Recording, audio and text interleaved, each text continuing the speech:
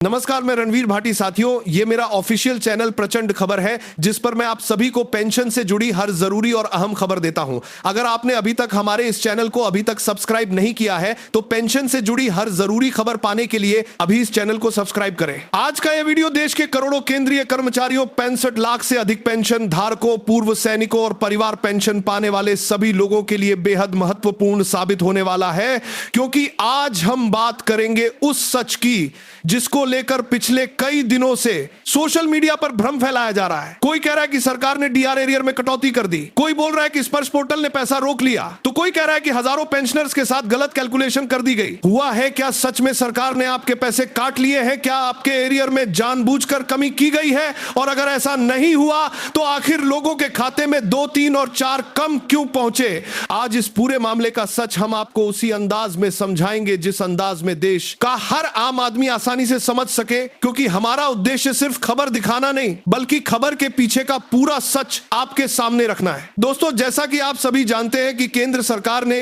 केंद्रीय कर्मचारियों और पेंशन धारकों के महंगाई भत्ते और महंगाई राहत में 2% की बढ़ोतरी को मंजूरी दे दी है। इसके बाद लाखों पेंशनर्स के खाते में 4 महीने का एरियर भी पहुंच चुका है। लेकिन जैसे ही पैसा खातों में पहुंचा उसके बाद देश भर से सवालों की बाढ़ आ गई। किसी ने कहा कि मेरे 2 कम आए, किसी ने कहा 3 कम आए, और तो किसी ने कहा कि मेरे पूरे 4 काट लिए गए। अब सवाल ये उठता है कि आखिर ये पैसा गया कहां? क्या ये किसी प्रकार की तकनीकी गड़बड़ी है? क्या स्पर्श पोर्टल ने गलत कैलकुलेशन की है या फिर सरकार ने कोई नया नियम लागू कर दिया है? दोस्तों, सच्चाई जानने से पहले हमें यह समझना होगा कि पेंशन और डीआर की कैलकुलेशन आखिर होती कैसे है, क्योंकि कई बार अधूरी जानकारी ही सबसे बड़ा भ्रम पैदा कर देती है। मान लीजिए किसी पेंशनर की बेसिक पेंशन 35,975 है। अब जैसे ही सरकार ने डीआर में 2% की बढ़ोतरी की तो सामान्य तौर पर लोग सीधा 35,975 का 2% निकालते हैं और उनके सामने राशि आती है 719.5। अब यहीं पर सबसे बड़ी गलती शुरू होती है। लोग इस 719.5 को राउंड ऑफ करके 720 मान लेते हैं और फिर 4 महीने का एरियर निकालकर सीधे 2,880 की उम्मीद करने लगते हैं। लेकिन दोस्तों, सरकार की कैलकुलेशन इस तरीके से नहीं होती। सरकार पहले पुराने डीआर यानी 58% के हिसाब से भुगतान की गई राशि को देखती है और फिर नए 60%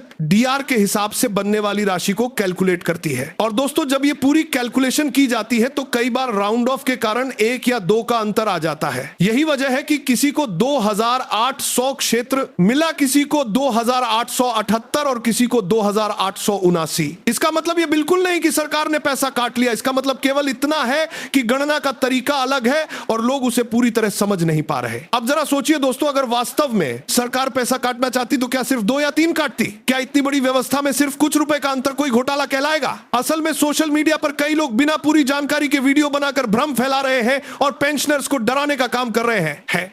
जबकि वास्तविकता यह है कि स्पर्श पोर्टल ने पूरी कैलकुलेशन नियमों के अनुसार की है। पेंशन मंत्रालय की ओर से भी साफ कर दिया गया है कि डीआर एरियर में किसी प्रकार की कटौती नहीं की गई है। इसीलिए दोस्तों, अगर आपके खाते में 2 या 3 कम पहुंचे हैं तो घबराने की जरूरत नहीं है। यह केवल राउंड ऑफ का अंतर है और इसके लिए किसी प्रकार का अलग भुगतान नहीं किया जाएगा। दोस्तों, अब बात करते हैं उस बड़ी जानकारी की जिसके बारे में बहुत कम कर्मचारियों और पेंशन धारकों को जानकारी होती है। जब भी महंगाई भत्ता बढ़ता है तब केवल सैलरी और पेंशन ही नहीं बढ़ती बल्कि उससे जुड़ी कई दूसरी सुविधाओं पर भी असर पड़ता है। इनमें सबसे बड़ा फायदा ग्रेच्युटी और लीव इनकैचमेंट में देखने को मिलता है। लेकिन दुख की बात यह है कि लाखों कर्मचारी रिटायरमेंट के बाद इस अतिरिक्त लाभ को समझ ही नहीं पाते और कई बार हजारों रुपए का नुकसान उठा लेते हैं। दोस्तों, मान लीजिए कोई कर्मचारी रिटायर हुआ, उस समय उसका डीए 58% के हिसाब से लगाया गया और उसी आधार पर उसकी ग्रेच्युटी और लीव इनकैशमेंट का भुगतान कर दिया गया। लेकिन कुछ समय बाद सरकार ने डीए को 60% कर दिया। अब नियम क्या कहता है? नियम कहता है कि अगर डीए उसी अवधि से लागू हुआ है जिसमें कर्मचारी रिटायर हुआ है तो उसकी ग्रेच्युटी और लीव इनकैशमेंट की दोबारा गणना की जाएगी और जो अतिरिक्त राशि बनेगी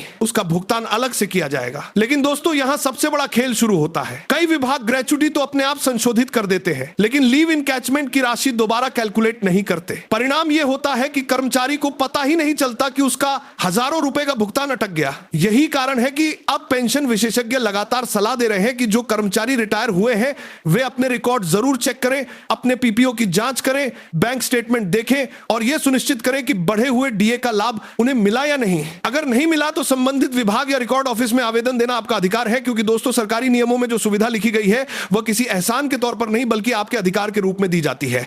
अब दोस्तों बात करते हैं उस बड़ी खुशखबरी की जिसका इंतजार देश के करोड़ों कर्मचारी और पेंशन धारक कर रहे हैं। अभी डीए और डीआर में 2% की बढ़ोतरी हुई है और इसके बाद महंगाई भत्ता 60% तक पहुंच चुका है। लेकिन अब जो संकेत सामने आ रहे हैं वे और बड़ी राहत की तरफ इशारा कर रहे हैं, क्योंकि इस बार संभावना जताई जा रही है कि डीए और डीआर पूरे 4% तक बढ़ सकता है। दोस्तों अगर ऐसा होता है तो यह पिछले कई वर्षों का सबसे बड़ा इजाफा होगा, क्योंकि पिछले 3-4 सालों में अधिकतम बढ़ोतरी 2 या 3% तक ही सीमित रही है। अब सवाल यह है कि आखिर 4% बढ़ोतरी की संभावना क्यों बन रही है। दोस्तों इसके पीछे सबसे बड़ा कारण है AICPI इंडेक्स यानी उपभोक्ता मूल्य सूचकांक के आंकड़े। सरकार इन्हीं आंकड़ों के आधार पर डीए और डीआर तैयार करता है। ये आखिर देख रहे हैं कि आखिरी 3 AICPI इंडेक्स बढ़ोतरी की संभावना AICPI इंडेक्स करती है। आंकड़े जारी हो चुके हैं और इन आंकड़ों ने पहले ही 2% बढ़ोतरी का रास्ता साफ कर दिया था। अब आगे के आंकड़े आने बाकी है। अगर महंगाई का दबाव थोड़ा भी बढ़ता है तो डीए में 4% तक की बढ़ोतरी संभव मानी जा रही है। इसका सीधा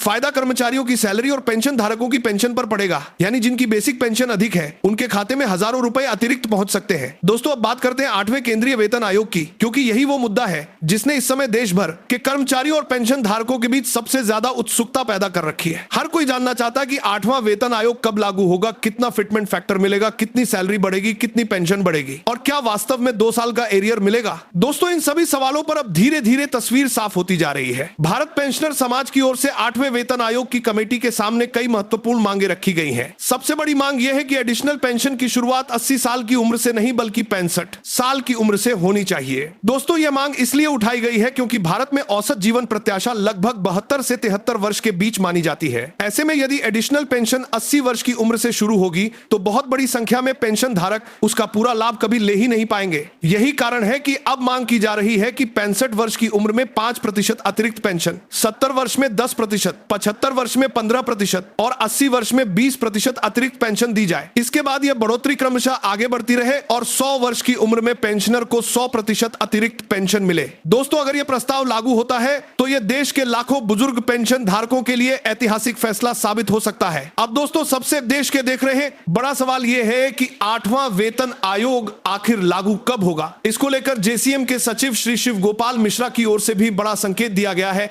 उन्होंने साफ तौर पर कहा है कि 8वें वेतन आयोग का प्रभाव माना जाएगा, लेकिन वास्तविक भुगतान 2028 से शुरू हो सकता है, यानी सरकार को कमेटी बनाने, रिपोर्ट तैयार करने और उसे लागू करने में समय लगेगा। लेकिन इसका मतलब यह बिल्कुल नहीं कि कर्मचारियों और पेंशन धारकों का नुकसान होगा, क्योंकि जब भी आयोग लागू होगा उसकी गणना की जाएगी और बीच के पूरे बर्दा की बरतार समय का एरियर दिया जाएगा। अब जरा सोचिए दोस्तों, अगर किसी कर्मचारी की सैलरी में 1500 से 2000 तक की बढ़ोतरी होती है और 2 साल का एरियर बनता है तो उसके खाते में कितनी बड़ी राशि पहुंच सकती है। यही कारण है कि इस समय पूरे देश में 8वें वेतन आयोग को लेकर जबरदस्त चर्चा चल रही है। सूत्रों की माने तो इस बार फिटमेंट फैक्टर 3 से कम रखने के पक्ष में कर्मचारी संगठन बिल्कुल नहीं है। उनका कहना है कि बढ़ती महंगाई और जीवन यापन की लागत को देखते हुए कर्मचारियों और पेंशन धारकों को बड़ा देख सकते हुए आर्थिक राहत पैकेज मिलना चाहिए। दोस्तों आज देश का हर कर्मचारी और हर पेंशन धारक सिर्फ एक सवाल पूछ रहा है कि आखिर उसे उसके अधिकार का पूरा लाभ कब मिलेगा, क्योंकि एक तरफ लगातार महंगाई बढ़ रही है, दवाइयों के दाम बढ़ रहे हैं, बिजली पानी के बिल बढ़ रहे हैं, वहीं दूसरी तरफ बुजुर्ग पेंशन धारक अपनी सीमित आय में जीवन गुजारने को मजबूर है। ऐसे में यदि सरकार एडिशनल पेंशन बढ़ा हुआ